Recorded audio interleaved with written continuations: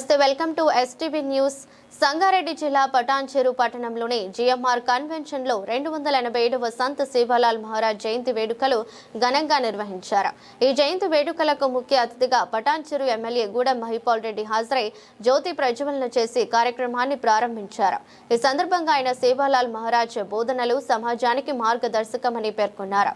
ఈ సందర్భంగా ఎమ్మెల్యే గూడెం మహిపాల్ రెడ్డి, బంజారా నాయకులు మాట్లాడుతూ సంత్ సేవాలాల్ మహారాజ్ బోధనలు సమాజంలో ఐక్యత, సేవాభావం, ధార్మికతను పెంపొందించేలా ఉన్నాయని తెలిపారు. ఆయన చూపిన మార్గంలో నడుస్తూ సమాజ అభ్యున్నతికి కృషి చేయాలని పిలుపునిచ్చారు.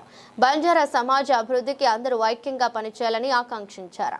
కార్యక్రమంలో నియోజకవర్గ ఎంఈఓలు, ఎంఆర్ఓలు, బంజారా నాయకులు, మత పెద్దలు, సంఘ ప్రతినిధులు, భక్తులు భారీగా పాల్గొన్నారు.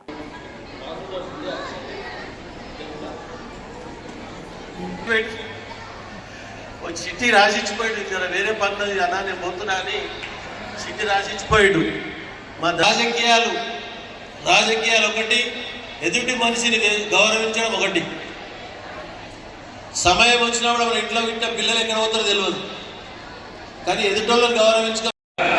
ఇంత దిగ్విజయంగా ఈ ప్రోగ్రామ్ కండక్ట్ చేయడానికి కారణమైన గౌరవ శాసనసభ్యులు సేవాలాల్ కుటుంబ సభ్యులందరి తరఫున మీకు నమస్కారం తెలియజేసుకుంటూ,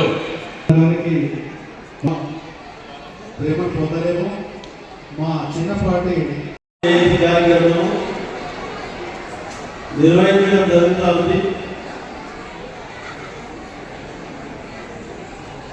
సేవాలాల్ మహారాజ్ గారు ఇంతకుముందు రాజన్న చెప్తా ఉన్న పక్కకు ఉమ్మడి రాష్ట్రంలో అనంతపూర్ ప్రాంతంలో ఆయన ఉండి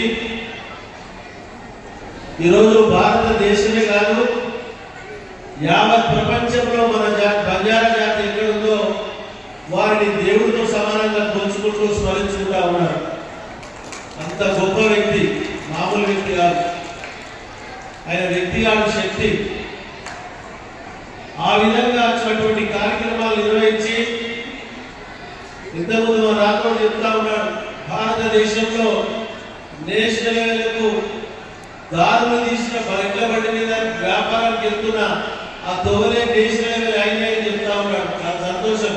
అటువంటి మార్గాన్ని చూపించినటువంటి గొప్ప వ్యక్తి సంత్ సేవాలాల్ మహారాజ్ గారు. ఎందుకంటే మీరందరూ ఏమనుకుంటే ఒక మాట చెప్తారు, రావాలి జయంతి వర్ధంతి కార్యక్రమాలు చేయాలి, కానీ ఆ రోజు సపోర్ట్ ఉంటుంది. రోజు స్మరించుకుంటూ అటువంటి మహనీయులను స్మరించుకుంటూ ఇంటికి బయటకు వెళ్ళాలి. వెళ్ళినప్పుడే వారికి నివారణ అర్పించినట్టుంటది. ఈ దేశానికి, మన ప్రాంతానికి న్యాయం చేసిన వాళ్ళు అవుతారు. ఆ విధంగా మీరు ముందుకు సాగాలని చెప్పి చిన్నలను, పెద్దలను అందరికీ కోరుతా ఉన్నది. మహానుభావుల విధిగా పెట్టుకుంటాం. ఇక జయంతి రోజు వర్ధంతి రోజు దండేసుకొని జయజయగొట్టడం అక్కడ అది కరెక్ట్ కాదనిపిస్తుంది నాకు. దాన్ని ఇంతకుముందు నచ్చిన